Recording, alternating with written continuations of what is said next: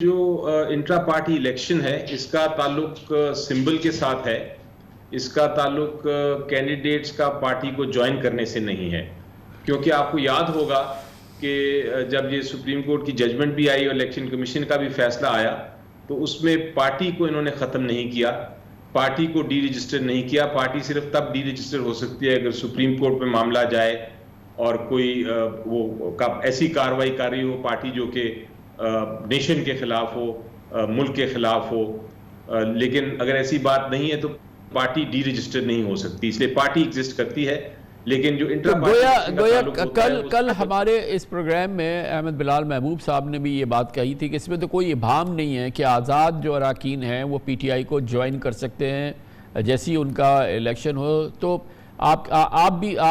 تو بہرحال یہی کہہ رہے ہیں کہ گویا کہ اس میں آپ لوگوں کو کوئی کنفیوژن نہیں ہے اور آپ کو کوئی انسیکیورٹی نہیں ہے کہ جو آپ کے لوگ اگر جو انڈیپینڈنٹ جیتیں گے، یا ان ووٹرز کے ذہن میں نہیں ہونا چاہیے کہ جو لوگ انڈیپینڈنٹ جن کو وہ پی ٹی آئی کا امیدوار سمجھتے ہیں کہ وہ اگر جیتیں گے تو وہ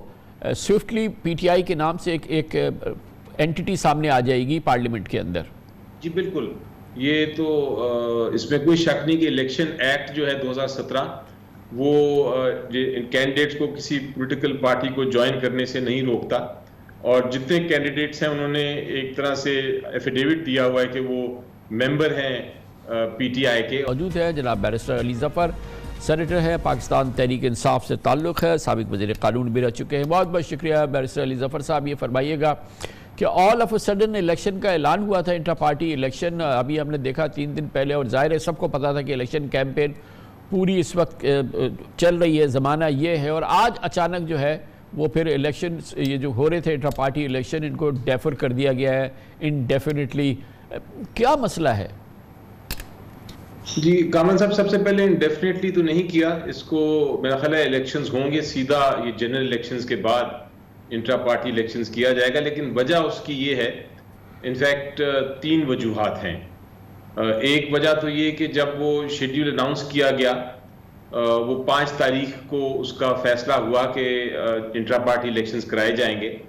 لیکن اس سے پہلے جو جنرل میٹنگ ہوئی اس میں دیکھا گیا کہ جنرل میٹنگ جس دن کال کی شیڈیول کے بعد اس دن اٹیک ہو گئے جہاں جہاں وینیوز سجیسٹ کیے تھے انٹرا پارٹی الیکشنز کے لیے، وہاں اٹیک ہونا شروع ہو گئے. اور ایک جو سینٹرل سیکریٹریٹ تھا اسلام آباد میں پی ٹی آئی کا، اس کو سیل بھی کر دیا گیا اور کوئٹہ میں بھی بند کر دیا گیا، اور باقی جو جگہیں تھیں وہاں سے لوگوں کو پکڑا بھی گیا. جب یہ ہوا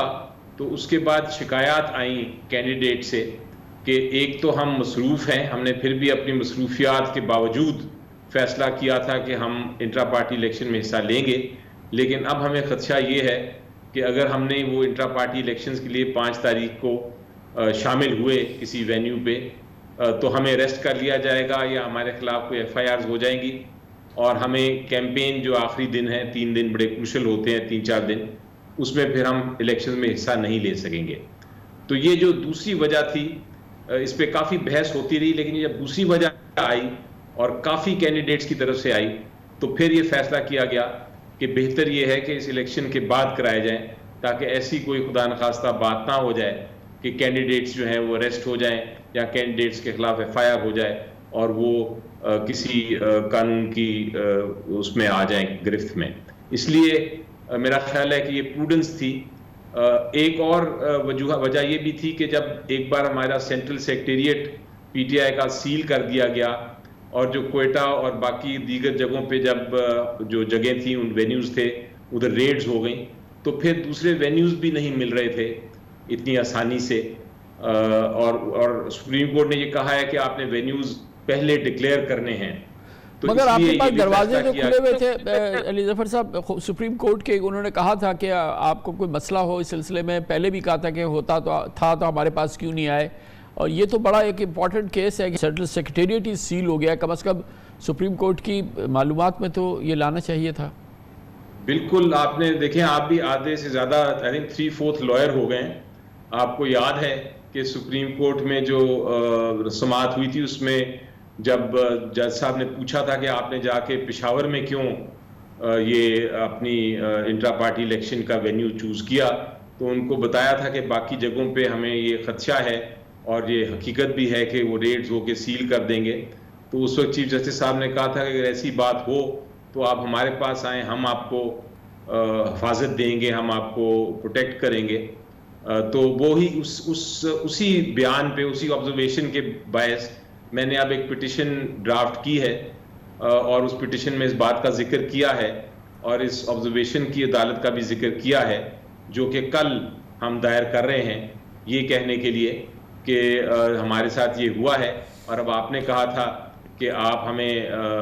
دیں گے ایک طرح سے پروٹیکشن, تو ہمیں اب آپ دیجئے تاکہ ہم اپنے انٹرا پارٹی الیکشن کے بعد علی ظفر صاحب یہ بتائیے گا کہ اب آپ کے لیے کتنی ضرورت ہے, کتنی شدید ضرورت ہے کہ فوری طور پہ انٹرا پارٹی الیکشن ہو جائے, آپ الیکشن کمیشن کے پاس جائیں, پارٹی سرٹیفکیٹ جاری ہو جائے, جو کہ ابھی آپ کے پاس نہیں ہے, اور کیا یہ لازم ہے کہ آپ کے جو انڈیپینڈنٹ اگر جو کینڈیڈیٹس ہیں وہ الیکشن جیتتے ہیں کہ وہ پی ٹی آئی کو جوائن کریں, تو اس کے لیے پہلے ضرورت اس بات کی ہے کہ آپ انٹرا پارٹی الیکشن کرائیں, پارٹی سرٹیفکیٹ جاری ہو, اور پھر ودن 3 days آپ کے کینڈیڈیٹس پی ٹی آئی کو جوائن کر سکیں. یہ کیا اسٹیٹس ہے آپ کے ذہن میں, اب کیا ہونا ہے الیکشن کے بعد؟ کامران صاحب دیکھیں, یہ جو انٹرا پارٹی الیکشن ہے اس کا تعلق سمبل کے ساتھ ہے, اس کا تعلق کینڈیڈیٹس کا پارٹی کو جوائن کرنے سے نہیں ہے. کیونکہ آپ کو یاد ہوگا